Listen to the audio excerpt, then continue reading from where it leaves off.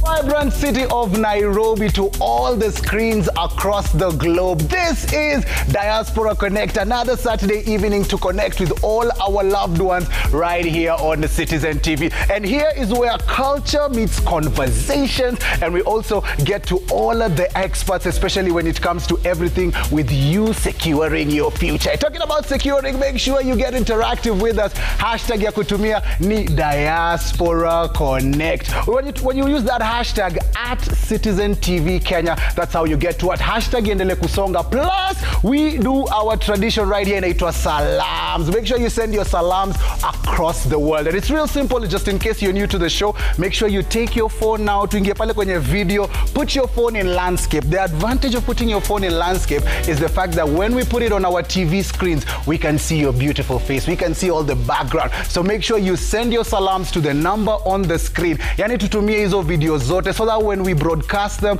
the whole world, especially your family and friends, they get to see you, they get to nice up with you, which is such a good time. So hashtag Diaspora Connect. Na famia tu ya Twitter, yes sir, at Citizen TV Kenya. Make sure you use that hashtag Diaspora Connect. Alafu, ukitumia hashtag tuambie where are you tuned in from. Kauko Eldoret, City of Champions, kauko Kisumu, kauko Mombasa, na unataka kutuma shout out kwa wawili watatu, make sure you do that, cause si unajua Diaspora Connect nusu ya kodada. And today, let me tell you, tumewaandalia mapochopocho, tumewaandalia matamu, and some good things. But I want to give you a little preview of what we have coming up on the show. So this is our global intro. This episode of Diaspora Connect, we celebrate expression, the dreamers, the creators, the athletes painting the world with a Kenyan soul. In Nairobi, it's color on canvas and rhythm in every street corner. Bold strokes, bolder voices. In Germany, it's performance in stillness. Minimalist galleries, curated soundscapes, and stories told through movement. In Thailand, creativity breathes through craft. Handmade, intentional, and rooted in rich cultural exchange. In the UK, it's poetry, film, spoken word, our accent, our truth amplified with every click of the mic. In the US of A, it's beats, visuals, emotions, Kenyans shaping global culture from studios, classrooms, and underground scene. And in the Gulf, it's the quiet art of survival, designing new worlds while holding on to the heritage our roots never left behind. Different styles, different mediums, different stages, same soul, same fire, same Kenyan spirit, unfiltered, unstoppable. To every painter, DJ, dancer, athlete, dreamer, your art is the voice of our diaspora. This is your canvas. This is your moment. Yes, as you've heard, your canvas, this is your platform. Today we are dipping into that source, which is the creative industry, man. Yani leo tutakuwa tukigo far above and beyond. Just in case you're new here, last week we enjoyed such an amazing Mother's Day kind of special. We tapped in with all the mothers across the world. Kama ni USOV, kama ni pale Europa, kama ni China, kama ni Japan, kama ni Australia. We connected all our mothers, and that was such a good affair. And tonight, as you've heard, it's all about creativity. So today we brought all the right guests that have been representing and flying that flag high outside our borders. Plus, right here in the 254, unajua kuna wale mabazu wameshikilia, we also have them right here. Just in case you are new to the show, let me tell you, the show is nothing but fire. Use that hashtag Diaspora Connect. We also have our Instagram page that I want you to follow, and also send us a DM right now on our Instagram page. It's at Diaspora Connect KE. Once you get there, ingia pale kwenye DM, tell us where you're tuned in from, who would you love to connect to. Na pia last week wasa walikuwa wanasema the cities and places they would love to visit around the world. Drop that gem in there at Diaspora Connect KE. That's our Instagram page. But we have a lot coming up on the show, and the show is looking like this. On tonight's show, we have the boss himself, Kenyan promoter from Dubai, CEO Wycliffe, And with the sweetness from Germany, our Kenyan lover of arts, Terry Chocolate, the Kenyan superstar, singer, songwriter, producer from Australia, Elsie Wameo, the master mixer from Boston, DJ Big Bear. Katuosis is the smaller hands with a big impact driving the American dream into the Kenyan hearts. Konya Wanjoroge, the experienced entrepreneur and doctor with a passion for Kenyan rugby. Quincy Icon, the dance champion and choreographer, taking the Kenyan dance to the world. And the mix maestro with the looks to match, DJ Vera on the ones and twos, spinning the tunes all night long. Yes, sir. As you have heard, our show is nothing but unstoppable. All your loved ones are on the line, plus you, the most important person on the show, is right here. And in studio, Siko peke yangu manze. As usual, per usual, we usually have guests right here in studio. First of all, I want to start with our DJ who's in the house ready to spin us some mega tunes. Welcome to the show, first time ever. Welcome, DJ Vera Wagwan. How are you? I'm good. How are you? I'm also nice. You're looking nice. What can guys expect when it comes to, you know, the ones and twos? Today anything goes. You know, anything goes, like from dance hall, Afrobeat, you know, hip hop. Anything goes today. Yeah. Okay, I like that. What about some of the countries also we're going to visit? Because umesema dance, so that means Jamaica, kidogo, Jamaica, Nigeria, Kenya as well, Tanzania as well. Like anything goes. Anything goes. By surprise. I'm taking you by surprise. Oh man, don't we always love a good surprise? Tell guys where they can, you know, interact with you as you're playing. Tell them your social media handles. Yeah, you can get me on social media. DJ Vera Instagram, DJ Vera 254 Facebook, DJ Vera. Let me tell you, literally Klamali, I'm the one.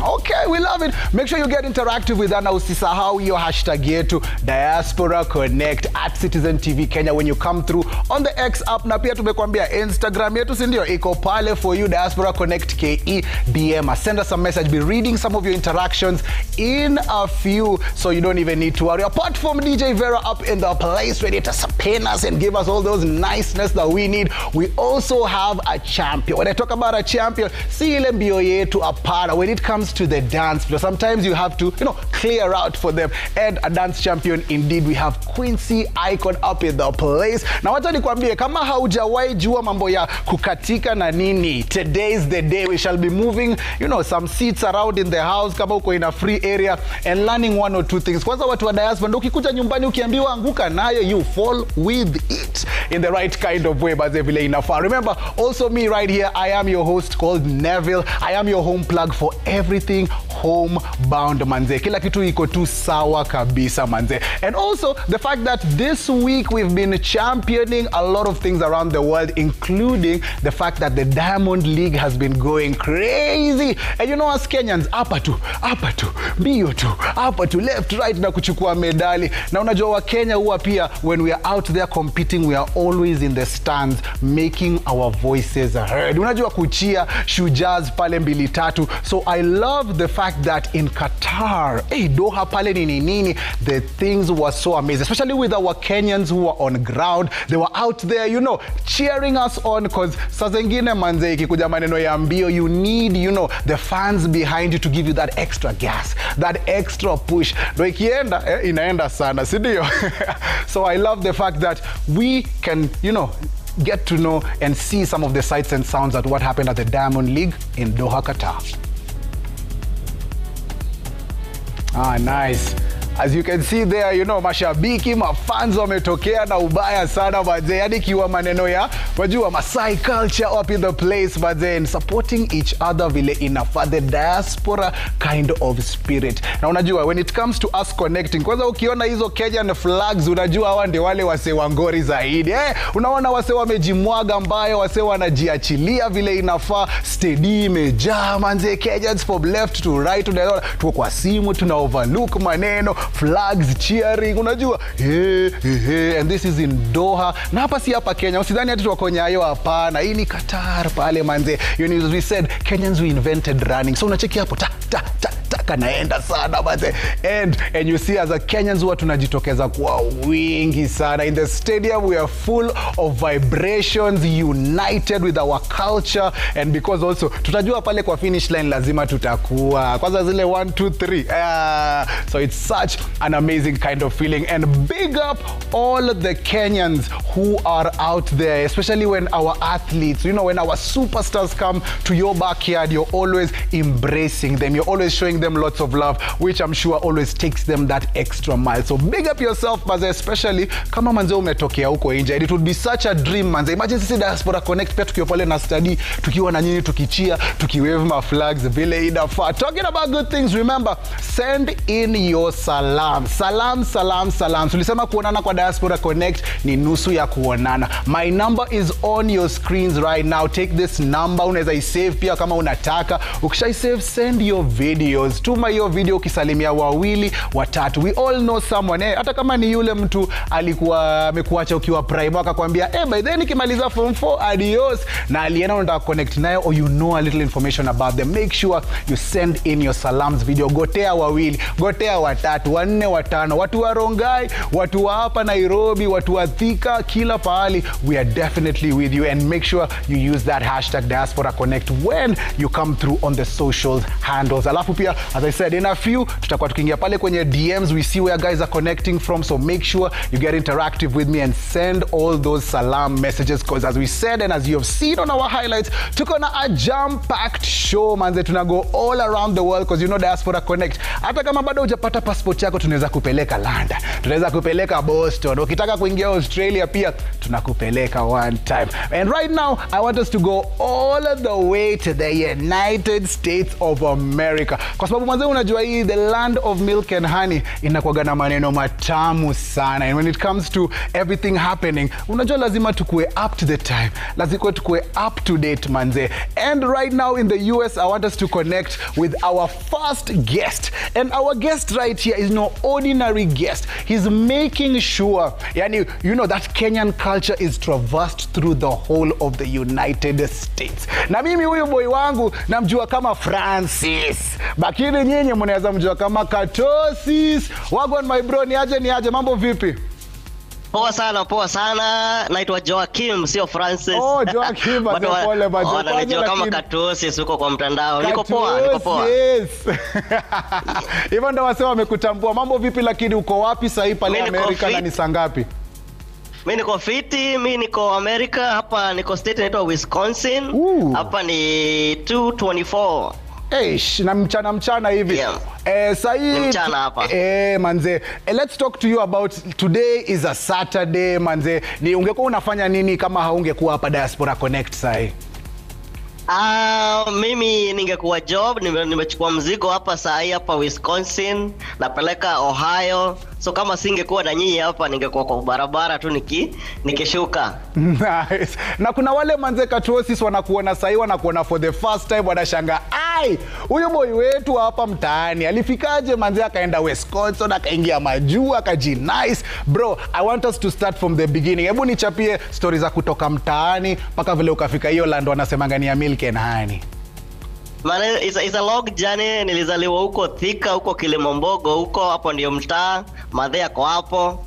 Nilizaliwa hapo, nikaenda shule, nikamaliza, and then nikaanza tu kawaida. Nilikuwa na punda, unajua punda?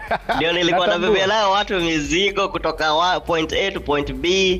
And then Mungu akanitoa huko, akanipeleka tao, nikakuwa nafanya mambo ya acting kidogo. Nice. And then nikapata invitation nikuje US. And then vile nilikuja, that is like 8 years ago, nikaanza kuhaso kutafuta mapepa, and here I am, niko a truck driver. And the rest is history. Yes. But sijui kama utatuandikia kitabu ama tupige documentary ama tupige movie, because hiyo story manze iko so inspirational, na niko sure kuna watu wengi sana manze wamepata hiyo inspiration. Kwa umesema ulitoka kwa punda, so Drake alisema started from the bottom and now we are here, si ndio? So talk to me about your first experience. Umepata ile invitation, umeambiwa haya US ndo hii hapa, ndio wewe, ndo hiyo umefika siku ya kwanza. Where is the first place you go to in the States? Talk to me about your journey of first arriving pale United States. So So my first, wacha nianze kwa embassy. Embassy nilienda nikaongea kizungu mingi sana hapo. Nikawa convince wakanipea visa, nilikuwa nakuja conference. Mara yangu ya kwanza kuingia America ilikuwa Denver, Colorado. Na ilikuwa around July. So ilikuwa summer. So kulikuwa na joto kiasi. But nikakaa, winter ilikuwa karibu kufika, then it got very cold. I was feeling like I want to go back home kwa sababu snow inajaa, unaona. But you know, I adapted with time. That Kenyan resilient spirit, manze, inafanya yani you want to weather the storm. Yes sir. Nice, I like that. So hebu nikuulize hivi, pali umesimama saa hii, hiyo kitu ambayo iko nyuma yako, hiyo track ni yako? Yes. Ama ni umepita kwa njia ukasimama tu pahali tupigwe na environment? Sasa hii ni track yangu. Actually this is my track. Kizungu utaona a Kenyan flag pale juu. So that means, you know, I'm representing 254. I love it. But this is my truck, this is my equipment. Inaitwa Katuosis T680. It's a 2023 truck. Iko na engine ya Cummins. Kwa hivyo huyu ni mnyama. Hakuna kitu hawezi beba. Hapo sawa baze. Sasa it's a very long truck. Trailer yake ni 53 feet. Truck yake ni around 25, so you can do the maths. It's a very long equipment. Hey, manze, huyo kweli ni mnyama for real. Hebu nikuulize hivi Katuosis, manze. Hebu before tupige tour na tuone maneno mawili matatu, nataka nianze from the beginning cause ulisema hapa nyumbani ulipandisha mizigo punda. Sasa unapandisha gari. Na unajua you're in a different land and I'm sure you had to get your license. I'm sure kuna steps and procedures you had to take before owning such a mnyama.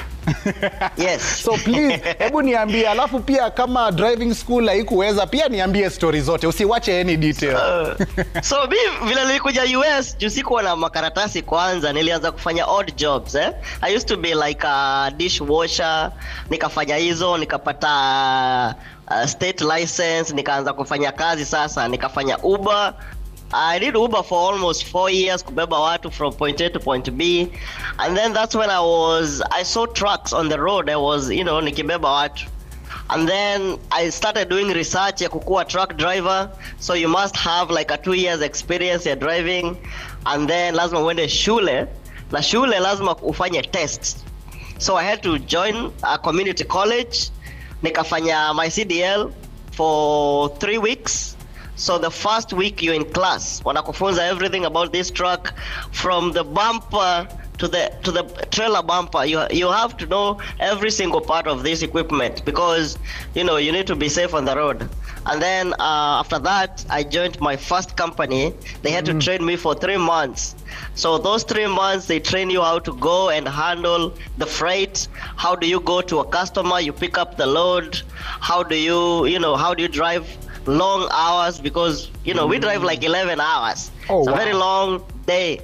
So, you know, Hey, wow, that's such a journey. Unajua ulienda shule, ukapata all your accreditations vizuri, and you know, compared to what happens back home, is it somehow the same ama maneno iko a bit easier on that side?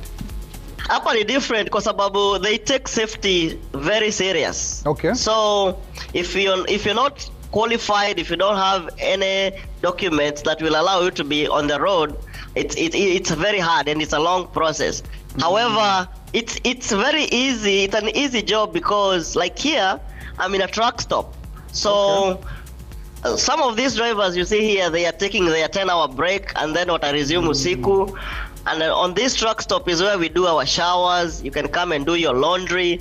So it's like a home away from home. So it is very easy. And it's also where we take our, you know, we get our fuel. Huku hakuna wizi. There's no vandalism on the road. Though there's some different cities utapata it's wild, like Chicago, Illinois, in Memphis, Tennessee. It's a little bit rough there. But generally, it's very safe for us drivers here. I like that manze. Unajua sasa kuna watu wanauliza, hey, Katuosi, hiyo kama ni yako, hiyo mnyama iko huko nyuma ni yako, lazima uingie ndani, lazima unajua ufanye maneno mawili matatu. So nataka at least tuonyeshe how the inside looks, because kuna pia swali wakadha ambayo kidogo inatutatanisha kwa sababu tunashangaa Katuosi, clutch, accelerator, kukanyaga itakuwa aje? Wacha niwaonyeshe. So kuja, my cameraman come. So for me to drive, as you see, I'm only 4 feet tall. I'm almost the same of my wheel here. You know, almost the same. But this is America. Everything is possible. So I drive this truck using pedals extension because I couldn't drive if I wasn't like average height. So these are my extended pedals. Can you see them? Yes, I see them. Yeah, so you know, it's extended. I also need this stepping stool because if it's not here, I will hang my foot 11 hours. You know, yes, I'm gonna swell. Yeah. Yes, so nataka songa nyuma kidogo ndio nionyeshe nikidrive watu waache kusema bana, wanasema Katuosi uko Amerika cha ukweli. The story za jaba. I drive. I'm driving this truck. So nita drive. Ebu before ufunge kidogo. Okay. Yes. Nilikuwa nataka uanzishe kidogo waone ikinguruma. Okay. Haya, wacha tuzime. Wacha tuzime sasa. Ndio tuanze tena upya. All right. Haya. Wacha tuanze tena. Hapo sawa. Ndio waone, you know, sio stories za jaba. Bana.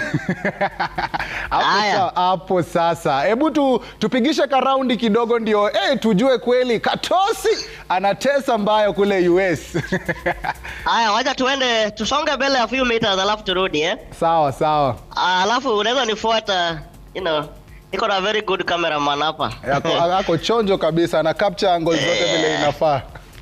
Kabisa. So watu wenye they didn't believe that I drive, this is me driving. It's not AI, it's me. Alafu GPT wewe. Alafu tuta reverse turudi pale tumetoka. Very quick. And then itaonyesha the cab vile inakaa. Wow. That is amazing. Yes, sir. That is amazing. Kenyans, we know how to find our way where there seems to be no way any kind of time. I like that. Katuosi, sasa ukiwa hapo ndani, how long, you said you drive for about 10 hours before you have to take a break? Yes, you have. So technically, let me get my camera back and then unaweza rudi.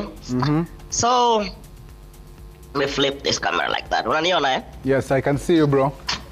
So, we have 14 hours to work. Those 14 hours, you can only drive for 11 hours. The rest, 3 hours are for breaks or going to a customer to pick up the load. You know, that's all you have in a day. Okay. But you cannot drive more than 8 hours on your first shift or your first block. Okay. Yeah. So you have to adhere with those rules. We call them DOT or, you know, Department of Transportation rules. Okay. I like that. Also, you talked about a very important thing, which is, you know, you're always on the roads, so you're away from home, you know. So let me ask you, when you're away from home, is your truck your home? Can you sleep in there? Can you cook in there? Or ama wewe unatoka unaenda pale vile umesema kwa truck stop and hata kuoga and other things huko? Yeah, so this truck, uko na kitanda, you can have your own microwave, you can have your own fridge, you have a bed actually. Let me show you guys. Tuonyeshe kila kitu bana. Watu wengine hawaamini mpaka wajione. Na huyu jamaa anaitwa Pavi. Okay. Wagwan bro. So, good. Let me show you guys. I have to put on the light. So, as you can see,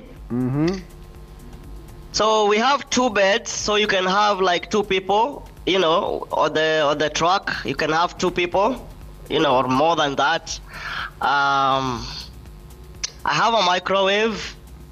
I have a small refrigerator down here. Ile kitu hauna kwa hii gari ni bibi tu. technically you have everything that you would want or you need to survive on the road. Hiyo lazima urudi nyumbani ndio uone maneno ya bibi. Yes sir. Anyway, that was a later note. I like that. And also talk to me about some opportunities. Niko sure kuna maderewa mat, kuna as you said you had done also Uber, kuna wasewa na watch wanasema wow. Mimi pia ningependa kukua kama Katuosis. So hebu nipatie some, is there opportunities? Tell me also some of the things guys need to know as they are making their way to the land of milk and honey. So in this land of milk and honey, you can become what you want, because there is no corruption here. Opportunities are equal for everybody, as long as it's like you're qualified, you can get that job. You can also start from the lowest, kama hauna documents, you can start from the lowest until you get your documents. But there is everything that you need here.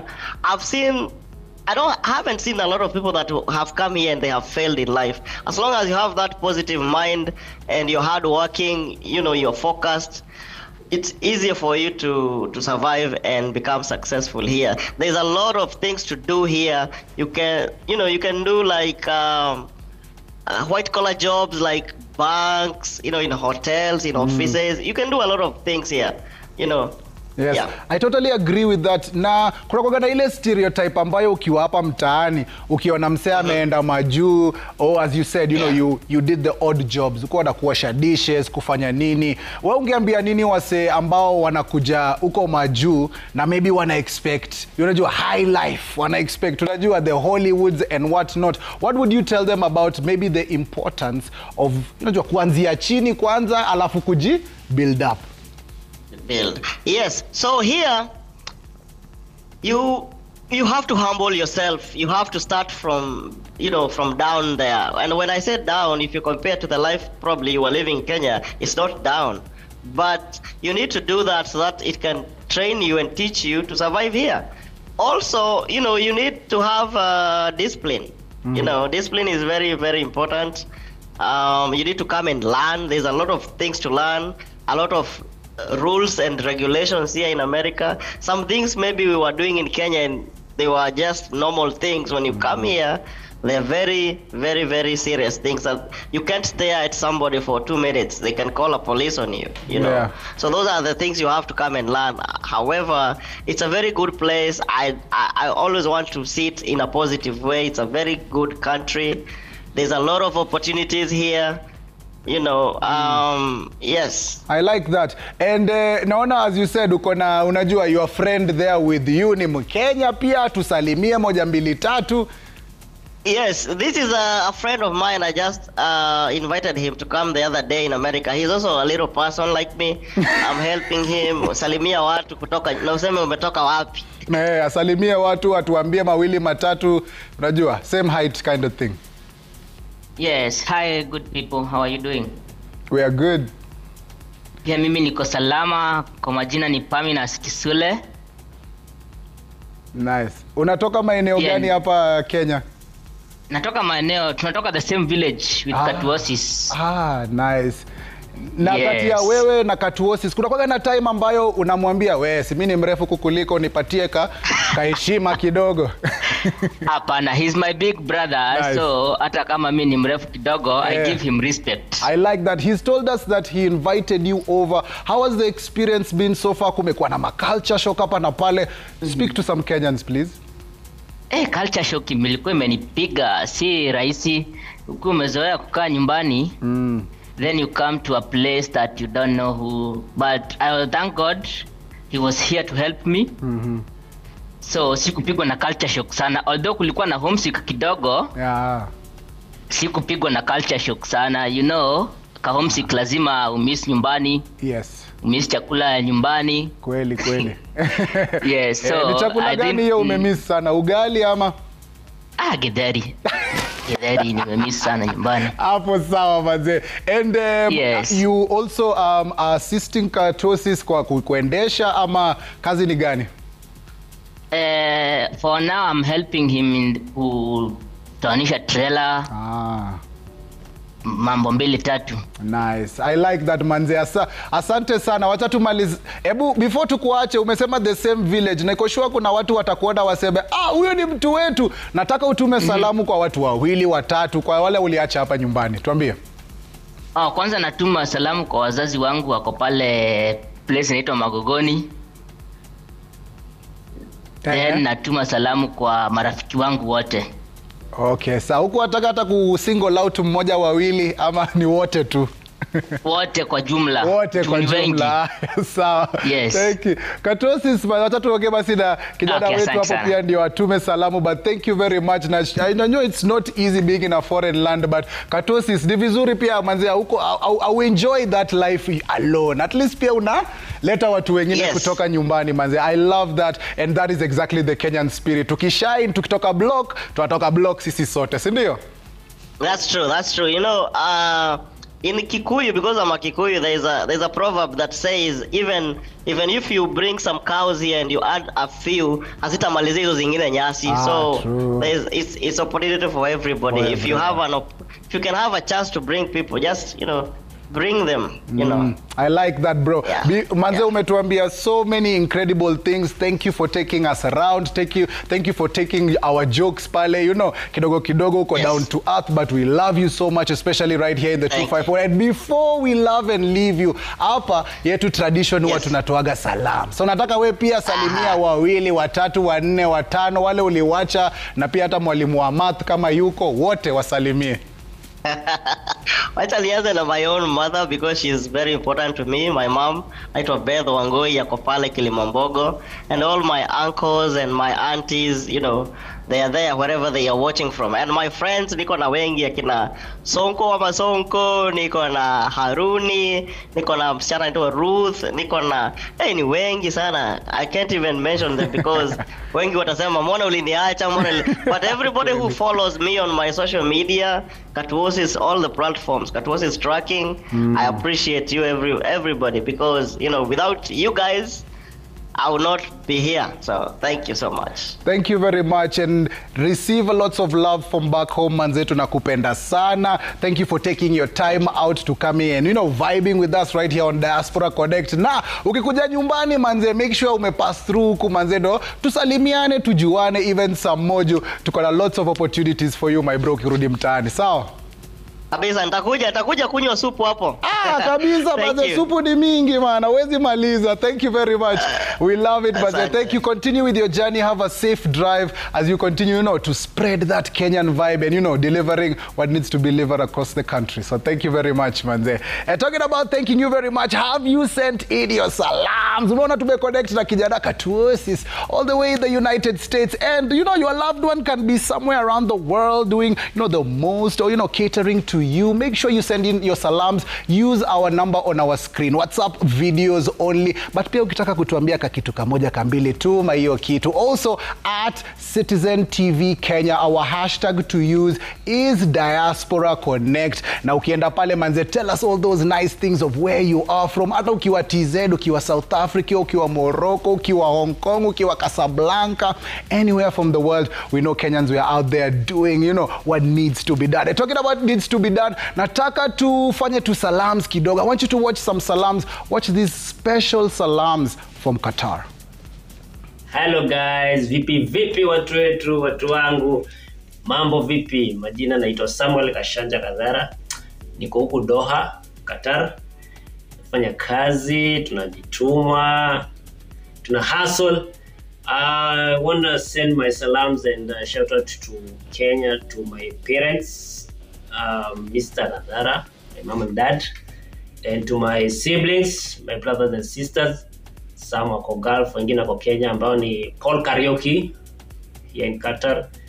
My other brother Caleb Waroy akiwa Kuwait, and to my other brother Joshua akiwa pa Qatar, and to my other brother Elijah in Kenya, and to my two beautiful sisters, Masi Wanjiro akiwa Kenya, and Patience akiwa Qatar, and to all my relatives, my uncles, my cousins akiwa Kenya. Mko poa? Hello guys. Kwa majina naitwa Banas. Niko hapa Qatar Doha.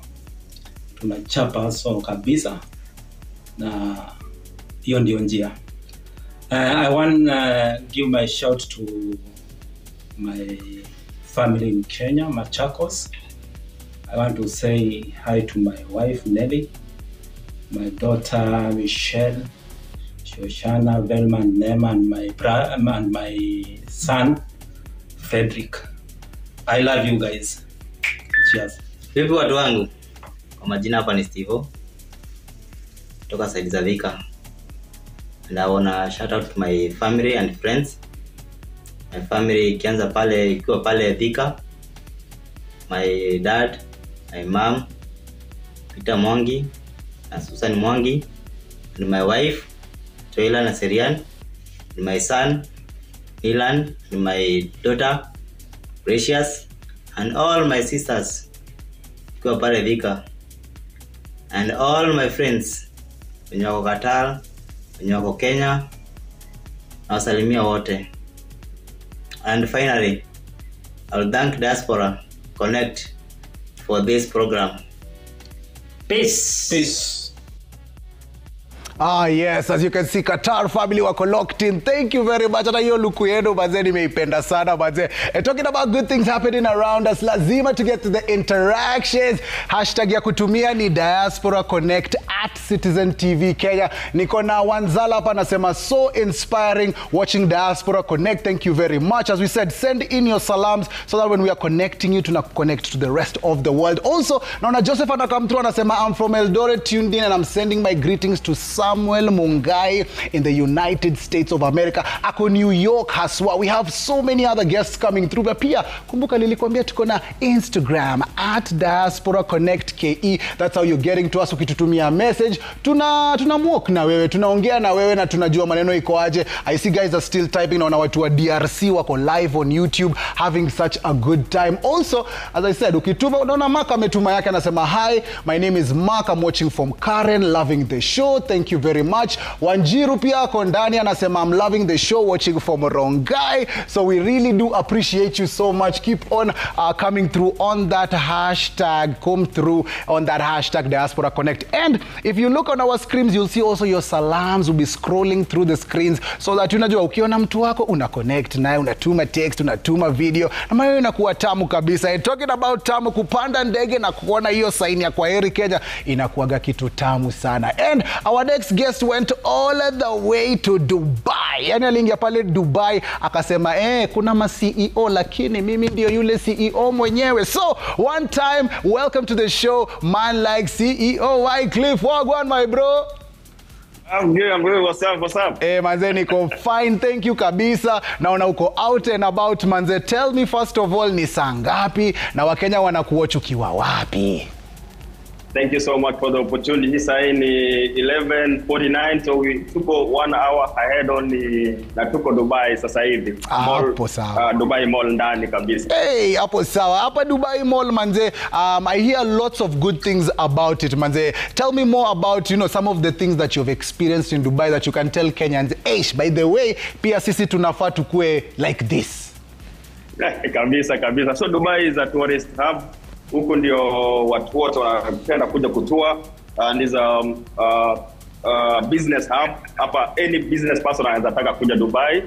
So is a land yenye imechange many of us. So most watu wenye wametoka 254 Africa kukuja hapa kwa hustle, yeah. I like that, bro. And I also, as you're taking us around Dubai Mall, I want you also to tell guys, because wasa wanakuona hapo, unajua they see you shining, they see you looking good.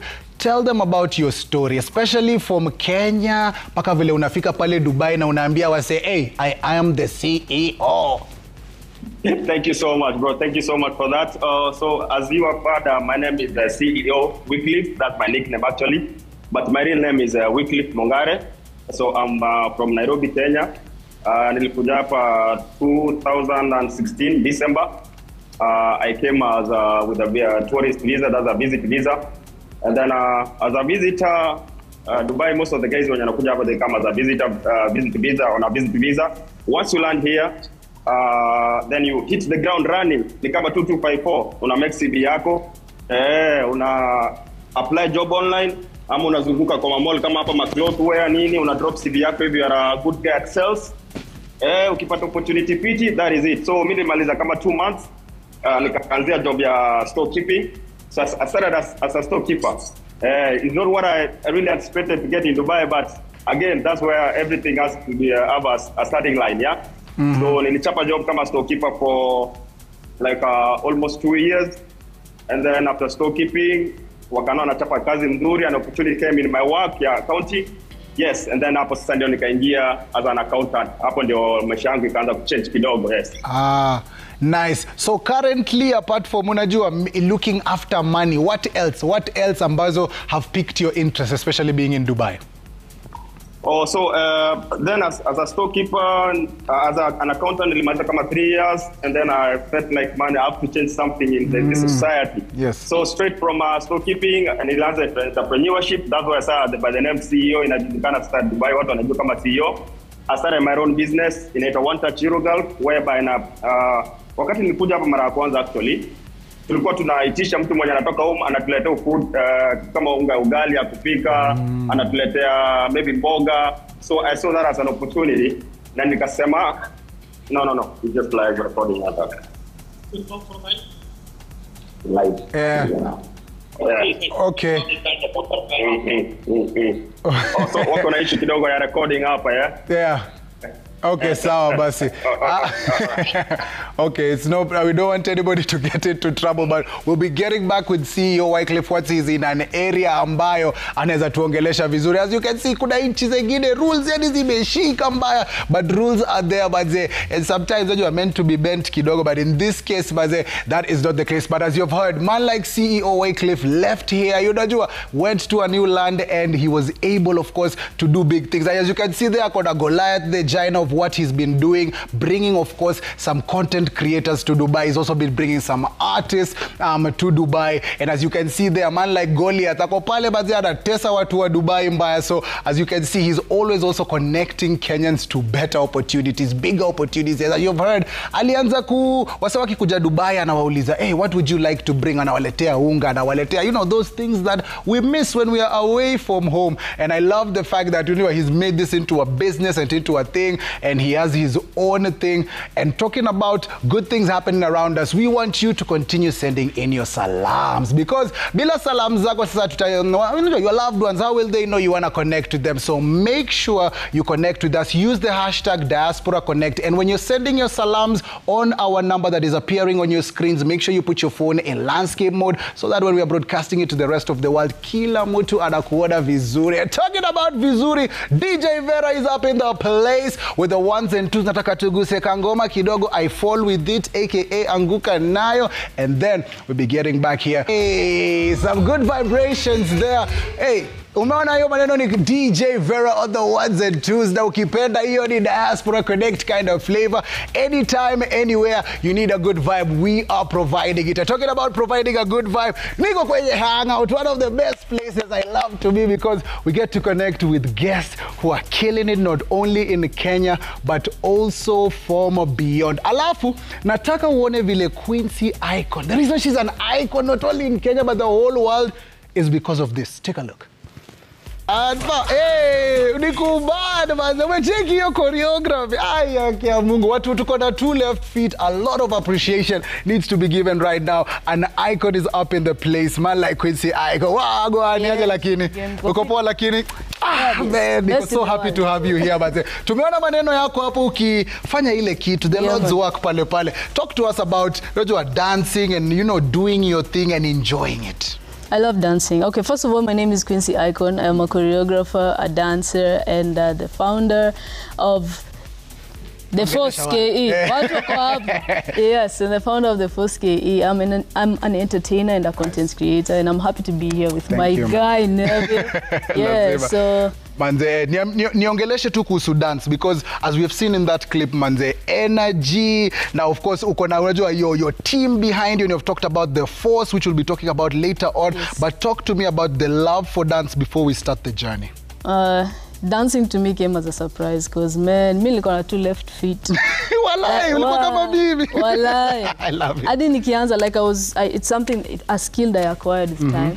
because it was not something I thought I would ever do in life. Okay. So along the way, I met dance and I fell in love with it. And I believe one thing about me is once I love something and I put my mind and my brain into it, I will excel in it no matter what. No matter what. I love that. When you're saying no matter what, I saw a video that you put up on your Instagram of ulienda mtaani, ukapik madhe, and I think sis, na walikuwa wanashanga, hey, Quincy, mbona tuko kwa gari? Umeiba gari ama umetoa wapi gari?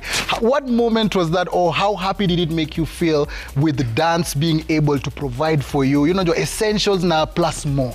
Yeah, man, I'm really grateful to God, first of all, because I would not be here if it's not for him. And like being one of the people who are actually blessed with such things in life, Maza, you don't take it for granted. And my mom was really happy. It's one of the things that your time nilifeel man, nilifeel too, hey, man, dance imenifanyia hivi, and it was really amazing considering isn't it dreams zenye nilikuwa nazo when I was young. Because coming from the hood, mimi ni msee wa baba, so coming from the hood and being able to break all the barriers and limits to get myself this life, it's like something that I'm really grateful to God for every day. Ka blessing zingine katamu sana. So let's start from the beginning, because the good thing about dance and music, it's something that takes you across the borders. Najua hii dance imekufungulia international doors. You've met a lot of many people, but let's start first from hapa mtaani. Yes, you say yes, napenda kudance, you engage in the craft. What are some of the steps that you take? Because kuna watu wengi wako mtaani sahi wanataka kupiga ile dance ona nini, and they want to know how did the journey begin, because to fall in love with it is one thing, and then putting it into action is another thing, and then again bringing them together to make a living, to do all these amazing things. Talk to me about that journey, Quincy. I think if you're a dancer and you have passion for dance, I think this applies in every other thing in the industry. Once you have love for it, I think it's just for you to understand the system and know how best to twist it in your favor. Or like maneuver through it, because it's not also very easy to be a dancer, especially in Africa, because opportunities are very limited and appreciation is less. So you find that you have to work like 10 times more or even 100 times more. Yeah, it's true, because unajua hapa mtaani, especially in the 254, ukienda kwa mzazi umwambia nataka kuwa pilot, anakubiga. You want to be a doctor? Yes. Alafu kumwambia unadai kuwa dancer, hey, what's wrong, you know? So I totally understand you there. And talk to me also about owning your own space where you can invite people to come over and experience that love for dance. It's also a flex. It's a good thing, like to be able to have that platform where even people outside can recognize and see, man, Quincy is doing a great job. There's this platform that ukifika Kenya na lazima uconnect na, like it's a good thing. Yeah, but unajua hizi ni opportunities zenye tume create from the ground up. These are things that were not there when I was starting off. And coming into a system or an industry that like you have no idea what's going on, and like opportunities ni kidogo. Madansa si wengi at the top. So uko tu like taduaje, but una have to create your system. I like that. I like that. And from the way you're talking, the passion and the love, because I know not many people know this, but watu wa Jamaica wamekutambua. When it comes to that dancehall thing, watu wa Jamaica wanaangalia Quincy wanamwambia, hey Quincy, ilikuwa ni gully creep ama ilikuwa ni aje. So I will talk to Quincy about all the amazing achievements and stages she's been on. Kuna maartist hata wakitoka Jamaica hawapigi mimi wa kwanza, wanapigia Quincy, wanauliza Quincy, hey, can you dance with us? So can you do us this one too? So we'll definitely be getting back to this amazing story by Quincy Icon, especially about choreography and what. But unajua CEO wetu kidogo walikuwa wamemshika mashati, wamemweka nje, wakamwambia we have to, you know, rules kidogo pale, but right now CEO ako sawa kabisa. CEO Wycliffe, uko shwari kabisa, uko pahali safe? Kabisa, unajua hapa ni country ya iko na rules kadhaa. Kwanza ukiwa kwa mall they wanaangalia mambo ya security na nini, so hawataki more recordings, lakini waliniambia if I'm not using any bigger camera to record, I'm well here. Okay. Thank you very much. Let's pick up the story from you were telling me about how you started your own store in Dubai because of the opportunities. Unajua kumiss unga ya nyumbani, kumiss sukari ya nyumbani. Talk to me about the entrepreneurship and that journey till when you started your own kind of store, bro. Oh yeah, so as I was saying, I saw an opportunity like why should people be carrying food from home? Wakuja hapa wanaambia mtu mwenye ukisafiri if you wanna come to tour in Dubai, then beba chakula. Ama unatafuta mtu anakuja kutafuta kazi na mwambie beba chakula. So yes, I decided to register a company over here. Actually, I inherited a company from the one who hosted me. Mwenye leta hapa mara ya kwanza is my uncle, nice. who was in Dubai for the longest time. So I was retiring, going back to the USA. Shout out to Mr. Isaiah Moriarty. And then he gave me his company, was a restaurant. I turned it to a food stuff company. And then nikachukua ofisi, I registered a couple of items kama unga, beans. I brought in my first container like almost 2 years ago. I went to the supermarket, pitched, nikaekeza vitu kwa supermarket, advertised these items. Now Kenyans can get food stuff in UAE in a couple of supermarkets. Oh wow, that's amazing. That's the Kenyan grit right there. You know, notice an opportunity, something is lacking in the market, alafu, you're there to fill that gap. You know, true CEO kind of spirit, and I love that. And talk to me about the other opportunities that Kenyans can go for, especially when they come to Dubai, because we hear a lot about Dubai, we see a lot about Dubai, but talk to Kenyans about some of the opportunities that you've seen and some of the opportunities that are there. Actually, we have a couple of opportunities. Now it depends how you strategically, place yourself. Kama hapa kuna Wakenya wengi sana, big shout out to many Kenyans wanafanya kwa hotel industry. Na hapa kuna kiando unapata waiters, waitress, mostly are Kenyans. And then for entertainment industry also, many of the DJs over here, they are doing well, like DJ Gashu, DJ Silva, DJ Mnedi. These are big DJs who are doing big things around. Entrepreneurs, kuna watu wengi hapa wanafanya, Wakenya wengi wametoka Kenya, they are issuing visas. Akina Juvenalis. These are big tourist companies in Dubai who are doing very well.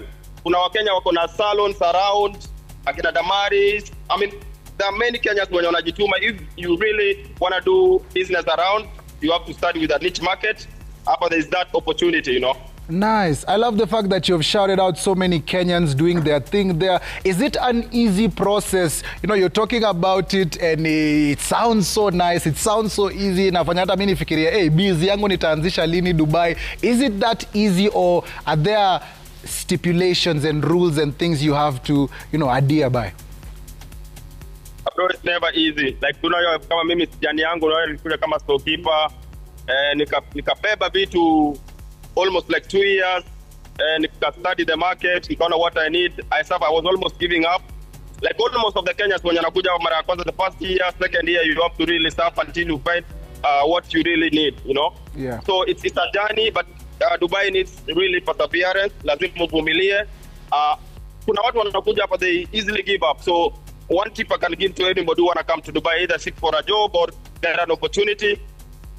You have to really persevere and really wait until the right time and you reap your perseverance. It's never easy, yani. It's never easy. Yeah, true, manze. Ni ukweli, manze. Timing is everything. Lazima uget at the right time and in God's time. Alafu pia nikuulize hivi, bro, manze, kwa social media, manze, unatesa mbaya. Uko kwenye maboats, uko kwenye yachts, uko mama celebu wetu hapa, manze. You're always there having a good time with our people. Talk to me about, because today's show is all about creativity and the creative industry, especially out there. And you've, given Kenyans an opportunity. Tulikuwa na hapo na Goliath, manze, mukifanya maneno yako. So talk to me about giving Kenyans opportunity, especially creatives.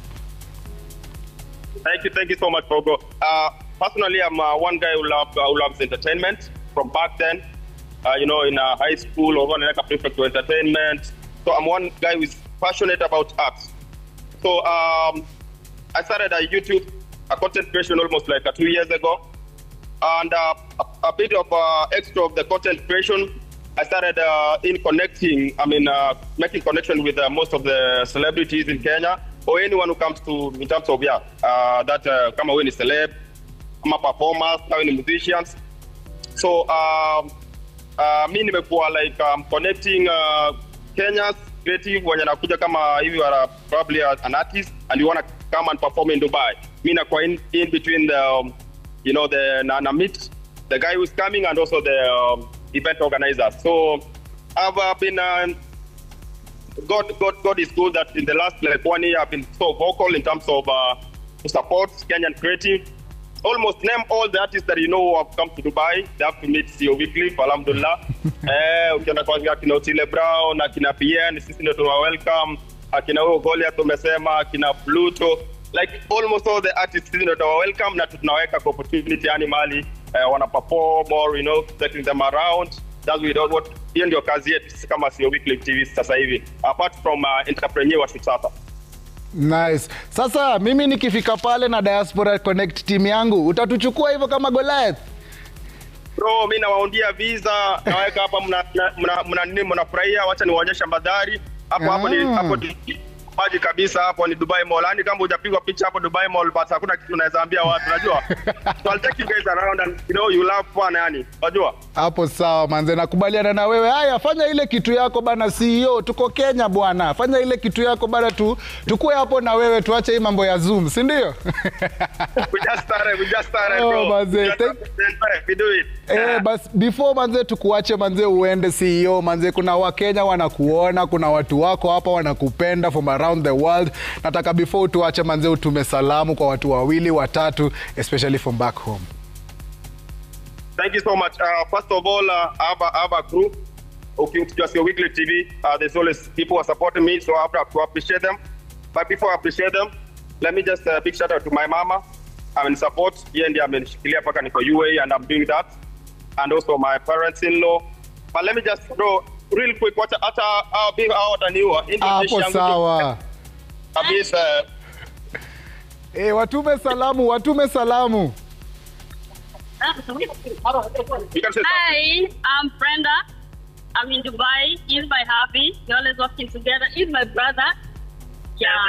Every storyteller and every time to go pamoja Dubai, every time I to the family over there.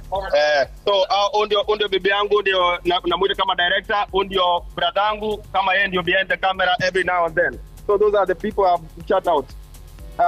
And then Dubai have a big supporting family. Hapa watu wananisupport sana kama brand CEO Wycliffe TV. Big shout out to all Dubai people. I know they are locked in watching. Let's keep on hustling. Team kama Kiad, Abu Dhabi 001 Ruth, big shout out. Team TU, TikTokers in Dubai, they give me a big platform. Akina you know, Sofia, Akina Fakir, Team TU tunaona. Team Oku, Omogusi in Dubai. I have a very big Omogusi community in Dubai actually. Even I'm organizing a Omogusi night, the first ever Omogusi night in Dubai. Team Oku, Akina Zakari, Akina Prof, Akina D. The list is so big, Akina Josephat. And then team, there's so much what they love in Dubai. I got Team Kid, Kenyans in Dubai, man, they've been supporting me, Kwanzia Hub, you know. Na tuko na team gani ile Drop Zone, akina Mr. G, akina Zebra, team YouTubers, watu wako wengi yani naweza big shout out.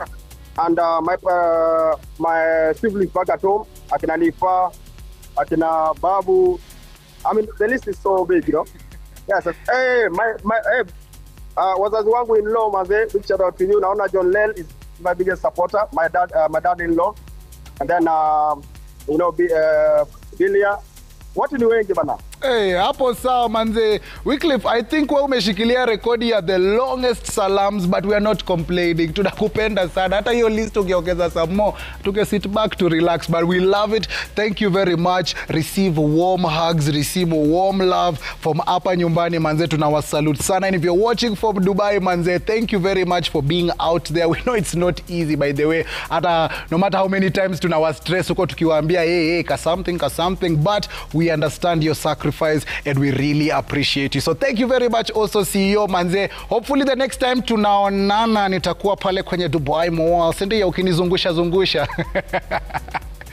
Thank you very much, CEO Manze. And I love the fact that we are still connecting with you because this is Diaspora Connect at Citizen TV Kenya. Our hashtag is Diaspora Connect, and I'll be reading some of, you know, your amazing feedback. Plus, remember, salams. Umesikia Wycliffe hapa kitoa salam list mzima. Make sure you send in your salams. Our number is on your screen. Plus, all those lovely messages also that you're sending us, they are rolling right here on the screen so that all your loved ones can see them. And talking about loved ones, DJ Vera, let me ask you this. Uko na watu wako majuu, uko na wawili watatu, ungependa kutumia salamu juu. We know you're a big DJ name. Lazima wakwe majuu. Wanaweza kuwa majuu na pia wanaweza kuwa hapa. Hata mimi ukitaka unaweza piga salamu. For me ni wengi sana, so I wanna give a shout out to everybody who is watching me right now, and especially my family, you know, my sister, my mother, Shen, Koi, Tiana, Tini, literally kila mtu. Nice. Yeah. I like that. Let me ask you this. Do you have a bucket list of some places that you would love to visit? Yani, ukisikia tu hii place uko like, yes, I'm there. Give me like 3 of them. Like in terms of kwenda kucheza job? No, just places you'd like to visit, whether it's for job opportunities, whether it's for vacation, you know, just places globally you'd love to travel to. Oh yeah, Peru. Okay, wow, why Peru? I just love the, you know, the everything about it. And then there is Ibiza. Okay, DJs, lazima mwende Ibiza mpige. And then bucket list, Bali. Bali. Bali yani. Wengine wetu bado tunafikiria hata zile swing zitakatika tujaenda huko. Yeah, I know. In a while, but DJ Vera is on the ones and twos. And remind guys where they can find you on social media. Also, if guys are trying to interact with your mixes, plug yourself, Vera. Sorry? Tell guys your social media handles where they can find your mixes so that they can interact with you as the show goes on. DJ Vera Instagram. That's DJ Vera, DJ, like DJ, V-E-R-A-H. DJ Vera kila mahali, apart from Facebook where you need to add like 254. Yeah. Okay, make sure you interact with her, get interactive. Ndio, maneno ikiwa inakuwa sawa kabisa. Talking about sawa kabisa, tuchukue ndege nyingine, chukua passport yako, chukua luggage. Make sure umefunga vizuri, because right now we are leaving from JKIA. We are going straight till Germany. Germany, we are going to meet our amazing Kenyan who is there, you know, doing the Lord's work and making sure she's out there and doing what we need her to do. Can I say a big, big, big hello to Terry? Hey, how are you? How are you doing today? I'm good, thank you. Hi, I'm good today. That's so good. Yes, you look so good. You're in the kitchen, you're spicing it up. Talk to us about what you're doing right now. I'm just about to do some smoothie. But hello? Hello, I can hear you're saying you're about to make a smoothie. Yes, I've been waiting for you guys for so long, so I've got some. Ndio tumefika kama wageni wazuri. I love it. Tell our guys who are watching you right now where you are and what time it is. So, okay. I am in Hamburg, Germany, the far north of Germany. The city is called the Free City of Hamburg. It's 10:18 p.m. right now. But everything is easy. It's a Saturday, so no issue. Nice. What would you be doing on a typical Saturday if you are not connecting with us? You know, I'm an indoor person. When I'm not at work, not traveling, then I'm normally at home on my sofa watching some Netflix or some German shows or doing my YouTube videos, things like that. I love that. And talking about loving it, your journey, I want us to talk about how you left us right here in the 254 and Paka Hamburg, you know? Talk to us about the journey from leaving Kenya and deciding to go to Hamburg and all the opportunities that you have come across. Okay, so I didn't want to come abroad anyway, like, to be real, to be honest. I never wanted to come abroad. It was never in my mind, never in my budget, because where I was coming from, we didn't even know about these bank statements and stuff. These things I started hearing them when I was in Nairobi at my uncle's place, and my cousins were going abroad, and hearing, bank statements, embassy talk bank statements. So I was like, what are these bank statements? But it never interested me because I knew I couldn't get it anywhere. Nobody would have helped me because my family, we were born 3 girls, and my elder sister is a certified girl. She does her jobs in Kenya, so no issue. My other sister, she's the late, unfortunately, and then me. So as a last born, I was just like, no, I just want to go about my media stuff. I just want to be in radio, TV, and that's it. So I was at Ramogi FM. We are the pioneer beginners of Ramogi Radio. I was one of the first ever radio presenters at Ramogi FM. Wow, Imagine. that's amazing. Receive your flowers because you have opened the door, you have shaped the industry. So, maua ndio hizo. In fact, niko na kama waka Hebu receive. Hey. Receive. Hapo sawa maze, because we are really proud of you hapa ni mtaani unajua, and I know you know a few people here, and there are guys really bigging you up right now, and they really about you right now. So umefika Germany hivi day one, ebu tell me about because in Germany it's a different kind of language, the streets are named different from right here in Nairobi, weather kidogo si the same, maneno mingi. Talk to me about your first experiences in Germany. Au kuna time, at least kuna time, sio? Yeah, time iko for you. Sasa, mimi ndo huyo nime apply kuja au pair through a cousin of mine who I love very much. Alikuja kaniambia, "Tena unajua nini? Moja tutaseka hapa Kenya. Fanya hivi. Kuna mtu anapeleka watu Germany agency. Na wewe mtu anaweza kupeleka Germany deni na umlipe baadaye." Okay. Sasa wewe fanya hivi, call Made ushago, umuulize kama anaweza kubali uende Germany, alafu tuende. Mimi mcall Made najua na watch. Made hakuna wali unaenda. Bila naona kwa TV wa Arabs wanasumbua wasana nini hapana. Nikasema mami ni Germany. Hapana. Nikakaa. My cousin akaenda France. Dada akafanya bidii, akaingia shule, akaanza kutuma doa nyumbani. Nikamwambia mama, we not taseka hivi. We have kids, my nieces and nephews who are going to school. Lazima kuwe na vile tunaweza wasaidia. So, wewe fanya nini au pair. Akasema okay, go apply. So I went and applied, and then as I was waiting for family or for somebody to take me to Germany, so my members of family have to wait. That's when I got a job. I got a call from Ramogi FM. A guy called Ben Owocho called and told me, "Terry, we want you here on Thursday. Come on Thursday, come ready to work." Imagine unaenda interview kila job already. Hey, where?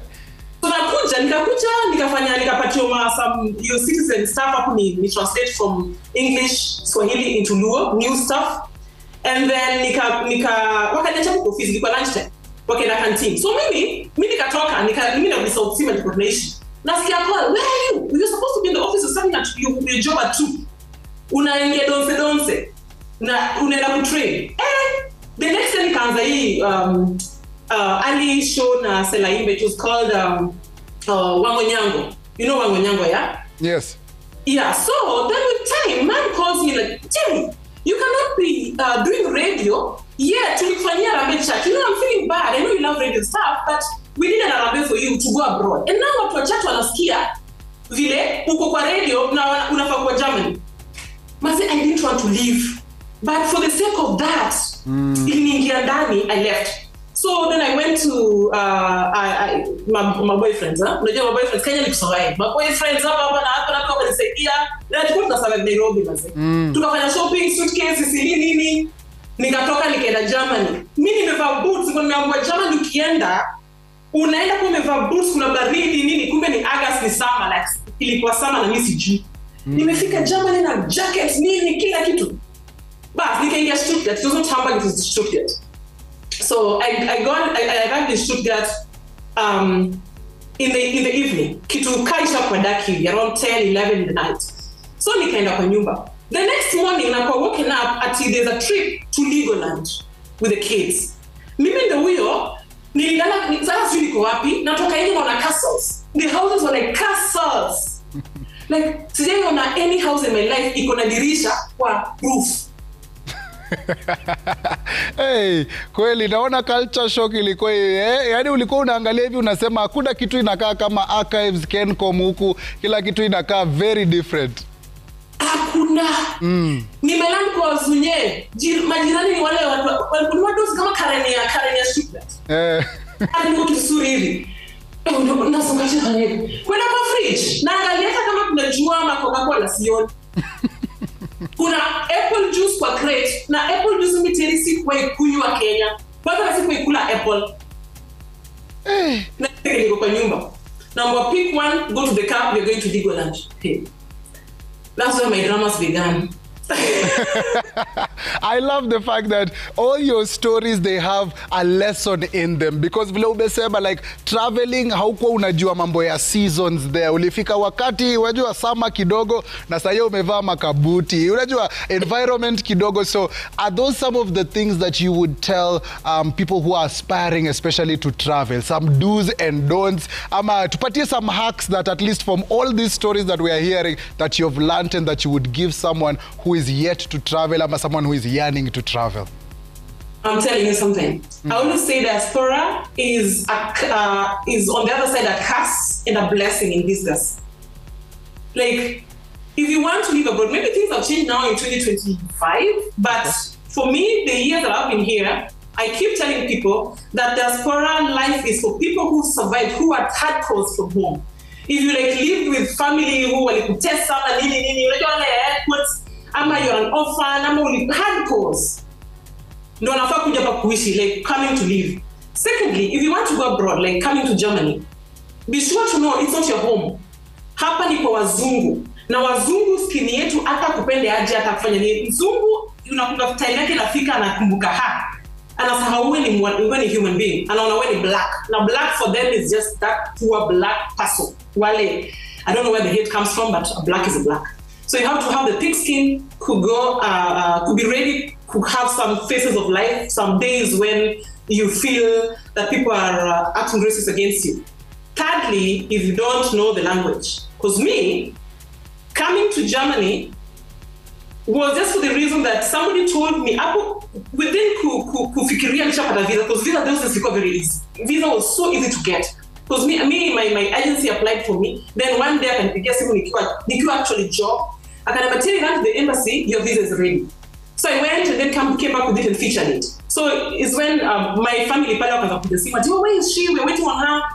Mimi niko huko nadanganya kuna malaria nini. I didn't want to go. So anyway, kufika pale things just na realize Germany hakuna kizungu. Because like I was telling you, somebody told me when to Germany urudi ufanye kazi KISS ama those like season radio vitu kama hizo. Si Ramogi pekee, because vernacular forever huwezi grow. So nikasema yenyewe I'm young, nafanya kazi na wazee hapa kina Gawa Patrobas, au kina wazee kina Buyo kina nani.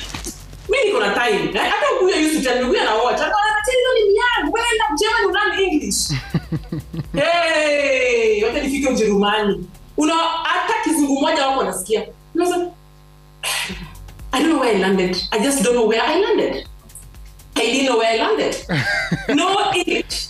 Hey, maze kizungu ilikuwa kizungu mkuti kidogo. Alafu wengine hata kama wanajua kwa sababu wanashule kidogo, anatuma dharau. Unamuuliza ati expressions in English, do you speak English? Anakwambia English. No.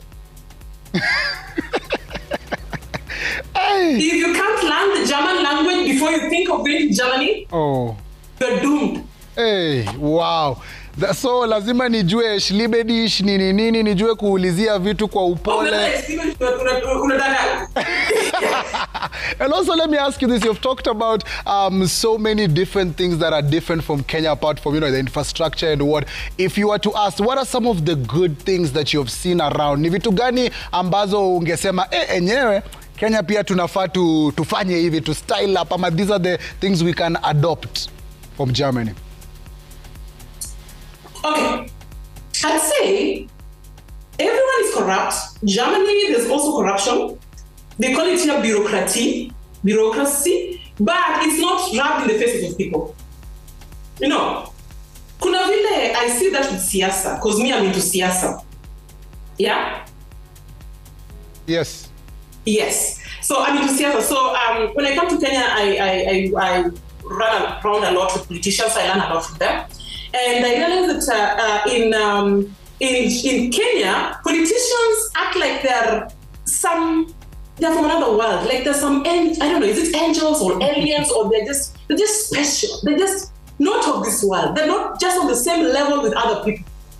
In Germany, I have a friend of mine who I was on political, we were vying for a political seat together. So he won, and then I was the one who followed him. And recently that guy got a chance to be a mayor. A mayor is like a governor of another city where he was born originally. And he decided to go back there because his dad and his mom still live there in East Germany. Ah, okay. So, yeah, so with that, I had the opportunity to take over from him and go to the county assembly. So this guy, normally if he was in Kenya, he'd be like getting a bodyguard and V8s and you know how our politicians act. Kweli. Yani bunduki ndio kuwe nayo, nini akipita, barabara zifunguliwe, akaikwa jam.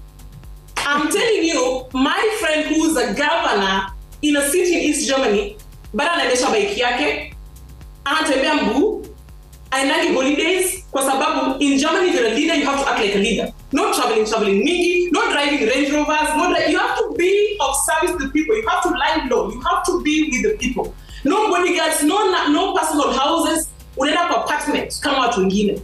You just have to bend low and be like every other person. Uende supermarket, usalimie watu suko umepanga line. Wetu wa Kenya wanaweza kufika kama hizo. And that's why he is developed. Now watu wetu Kenya, our politicians are just doing business, taking all the money. That's quite... Yeah, that's quite something that, as you have said, it's two different worlds. Siwezi imagine a politician wetu hapa mtaani akipanga line kwa siya. It's something that you enjoy, especially as you're saying, your friend who is a governor, you know, that's a higher status in the land. Also, let me ask you about this, Baze. Do you still remember how to report in especially Luo? Kwa sababu unaona uko Germany hapo, nataka utupatie najua what you used to do back there. Tusome ka intro tu kadogo ya Diaspora Connect. Yeah.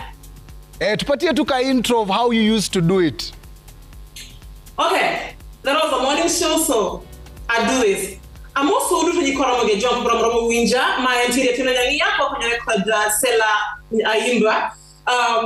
Kocha kurigo kinyi sapaga chele wangene wankaendi sali ubro winjo wechi manye kwa patoka kwa dakije mawa kwa people kelu na yoko Charles Odiambo bange kocha kusau chele wange obro Timothy Shela togisani twa winje uru wechi manye. Hey, hey, our very own Terry Proud Chocolate. I love it, Maze. Hey, sijui subtitles tutaweka after. Hey. Ama uambie Wakenya umesema nini in a nutshell. It was just an intro. Yeah, because it's a national TV, so many people are watching. So I was just, he asked me to tell you guys how I used to do some things on TV and radio the days. Because anyway, TV, I also worked for TV. So I was at KTN as a sports reporter before. And before that, I was at, for one whole year, I was interning at KBC. And I was one of the producers of Vyoja Makamani, Vitimbi, and Vituko. Just Definitely a legend. You deserve so many flowers. I'm a legend. Kabisa mazevile inafa. And also, before I ask you to send your salams, talk to me about your content, especially when it comes to YouTube, online, showing about your life, being proud of your skin color, and also being proud to be from Kenya. Yeah, before I tell you that, my bro, because I know this is a good platform and we should not waste it. You should not go in vain before I address some things that I've always wanted to address. People asking me why I opted out of the county assembly, not taking this opportunity when the governor left, when this friend of mine, the governor, left to be the governor of that place. It's because, first of all, Terry, as you know me, I drive Range Rovers, yeah? You know, I'm a Range Rover person, yeah? It's not that I'm a Luo, yeah? How are the keys? Yeah, that's good. The keys should be seen. Okay. All over the world, a Luo is a Luo. I was told that if you want to get into the German politics seriously, and you want to get to the national, in the county assembly where I wanted to start from, focusing on getting into the EU Parliament, European Union, to represent the immigrants. I was have to, first of all, forget about the Range Rovers. Yeah. And start practicing how to walk and ride bikes. Or get myself a very cheap car. Secondly, cut off these dreadlocks and be kind of national, which I did during the campaigns. I had very long dreadlocks, but I had to cut them off. Thirdly, I love traveling. And I love going home to Kenya because I am a last born. I'm my mother's child, and there's a time I really loved just coming and at 6 o'clock I'm in Nairobi, I'm in JKIA, and then direct to me. Recently not, and I'll tell you why. So there are many things that I have to think about, and then there's also a lot of because I'm black, of course, and there are things you will, some motions you'll put through at the assembly, and then they'll hack the IFDs and those people, the Nazis and stuff. And then you start getting emails, they want to kill you, they start investigating about your family, they start harming your family and stuff, and I'm a very private person. So I had to think of all these options and make it clear to myself that I'm not a Kenyan politician, I'm not in Kenya where I'll be having all those privileges like I told you. So I had to decide and just be a normal person. Okay, and your journey is very amazing, and all those good things that you're saying, Manze, especially from back home, we are wishing you all the best, and all the love from hapa nyumbani tunakupea, because we know as Kenyans, anytime we are away from home, we are shining, and we are putting ourselves forward. Now umeongea kuhusu Madhe, Manze, and I want you to send some salams, especially back home, because babu, right here on Diaspora Connect, tuko nusu ya kuonana. Ukikuja hapa ni nusu ya kuonana. So kindly, before you love and leave us, make sure Manze umetutumia some salams to all your loved ones. Okay.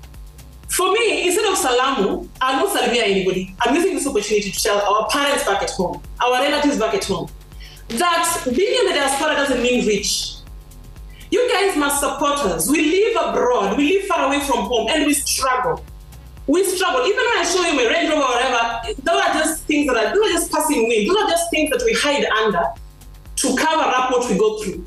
But when we find that somebody like me, creating like kind of an empire on social media, because I was one of the first people ever to start an online radio that was running worldwide, the Proud Chocolate Radio here. Then my family, who are getting the money that I'm struggling with, like I'm working at the engineering company, then coming investing in radio, then in this radio, I have to work with this so I can give you something, pay fees here. And then your mother calls you like, you are shaming us dancing on the internet. What are people saying about you? So stop those things you're doing. But this is what I'm doing. This is what can make me grow. This is what can make me be like SK Machari and become big. I'd be very far by now if I had family support. I always tell people also, there's a reason why families like a Katuosis family, you know them, these great family, the Bahatis, are who they are. It's because of the family support. No matter what they do, kissing themselves on the internet, doing what, their parents know our kids are not like us. Our kids have another path to channel, and they are surviving. They are making money. They're making a name.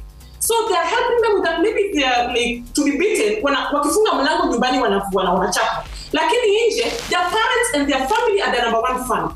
Lakini in my case, it was just war. Hey, they want my money, but it's always war. Tell them I tell you to join. Yet I send money for you to buy for me land, and you use it, and then so support your kids. Whatever talent they have, as long as you're not feeding them, they are feeding themselves, feeding you. Just support your kids. Support your children emotionally. Call us. Yes. Stop flashing us or sending us messages of who is dead, who is this. Call us to ask me, Terry, how are you? Happy birthday to you. How are you doing today?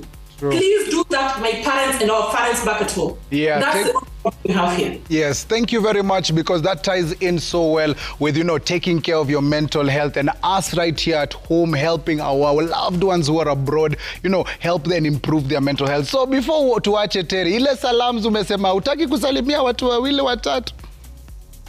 Hiyo chance naitumia tena. Hiyo chance salamu tena. Na hiyo salamu nasema hivi. Terry. Yaani hata utaki salamu. I'm not a political person. When I come to Kenya and work with politicians, babies, I'm just working on my other interests, which is politics, okay? So I'm about to come back for campaign. Usiseme Terry nini hapana. Terry should go, he's on vacation. Terry could go to Mombasa and lie on the beach like every other person. But Terry chooses to use her vacation time to work with Gladys Wanga, to work with Raila Odinga, Mama Ida, to learn something. I'm interested in politics, so please.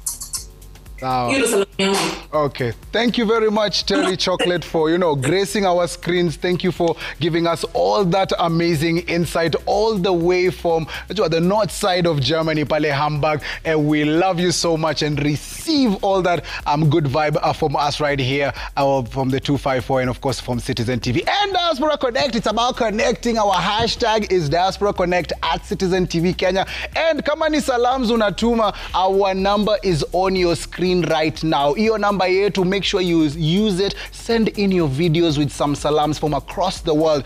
And we have some of your loved ones sending in some salams. Take a look. Hi Diaspora Connect, naitwa Maya Evans. I'm all the way in UAE, Dubai. This is my colleague, anaitwa Annie. From where? From Indonesia. Hajui kizungu vizuri.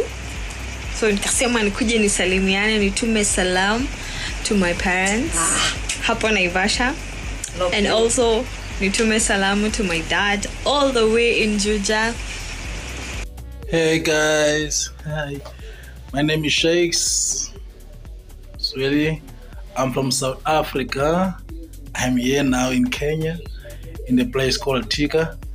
So yeah, we are here for business. I just want to say to you guys that Kenya is one of my second home, and yeah, I'm enjoying to be in Kenya. I'm a South African. I'm from Cape Town in South Africa. I just want to say hi to my family, to my wife and kids. If they watch the show, I know they will watch the show. I will tell them to watch the show. Yeah, but yeah, we are here in Kenya now. We're enjoying it. I think I'm here in Kenya now for 3 weeks. I'll be back at home from I still have 1 week to go back home, but yeah, enjoying Kenya. All the best, Kenyans. Karibu. Karibu. Oh wow, that's such amazing kind of things. These are the salams. You're seeing all your loved ones on TV sending in, your salams, greeting you from all over the world. That's what we are all about. Diaspora Connect ni nusu ya kuonana. And talking about nusu ya kuonana on Diaspora Connect, we have diaspora news, because out there news manze iko everywhere and making news. So right now I want us to go all the way to Australia, because there are some names that if you have these names, you are banned in Australia. And there are some 89 kind of names, and these names are names like this. Just look at this list of these names, that are banned. Wangalie kama jina yako iko hapo kwenye list ama ni you see that list, kuna corporal, kuna father, kuna god, banned in IKEA, kuna order, emperor, duke, kuna baron, kuna admiral, colonel, Christ, ata. So if you go to Australia, you see those names, please make sure umeziweka kando kabisa. Hata bishop, hata bom, hata brother. Hey!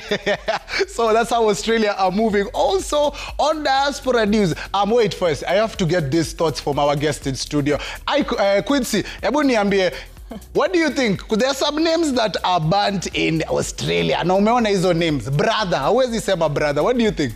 I think it's just weird. So always say my brother. Hawezi sema brother in Christ. I know ma. Kama ni God. Ukisema ni God uko ndani. No. I think it's just strange and weird. Kuna other aspects zenye wase wanaweza focus on kuliko hizo. Exactly. That's my opinion. Umeshasema cha ukweli, but there are other things that we can put ahead instead of banning names. But also on Diaspora Connect news is the fact that, get this, Gen Z is drinking less because they are broke. A recent Dutch study did say, yani pesa kwa mfuko haiafford ununue kama nyweso. Quincy, how do you feel about this, Maze? Do you feel as if it's wanaonea Gen Zs, ama you think it's actually a thing? I don't know if it's a thing, but if it's a thing, I think it's good, because kuna time tu wase my youth wamepotea sana na pombe. It's a good thing if you think about it. But if it's not a thing, then I don't know who did this study. Who did this study? That's a Dutch study. Also, wacha nikuulize, do you think Gen Zs in general tuko broke? I don't think so. Me... Bana. Hey, kijana ametravel, ameoga, luku iko safi. So No. I think that's a false thing to say. It's a false narrative it's being a put false out narrative. there. Millennials ndo wanatuweka chini. Also, on Diaspora News, not forgetting, let's go back to the land of milk and honey, manze. So, the president of America, man like Trump, wants to offer citizenships, but in a different kind of way. So the Trump administration is considering introducing a reality show in which immigrants compete for citizenship. Hey, hii ni kama Apprentice times 2. Quincy, what do you think about this? Imagine uende kwa reality show, you are battling it out to be an American citizen. Yani tuna get two new ways za kukua two clowns every day, but I miss yezi. Hawezi. Unajua tu kuna level lenye unafika tu unasema, manze, home is best. Home is best, kweli. Hapa Kenya, I think utafikishwa tu pale kwa airport uambiwe, haya, unaweza anguka nayo? Can you fall with it? Wakiona anguka nayo, hiingiani vizuri. Unarudishwa mtaani. Kwa noma. Kabisa, manze. Also, in a few, we'll be coming back with more stories for Quincy Icon kwa sababu, manze. Quincy Icon has that amazing story. Tumeanza from back home with the love and all the opportunities that it has opened for him. Plus, ataka tuonge hiyo story ya Jamaicans kumrecognize. Because wewe dance yako imerecogniziwa na nani? Exactly. Huyu wako recognized by Jamaicans and the whole world, which is such an amazing thing. Plus, talking about someone who's taking us throughout the whole world, DJ Vera is on the ones and twos, and I want her to continue mixing us up, giving us that madness and that badness, a combination that we all love.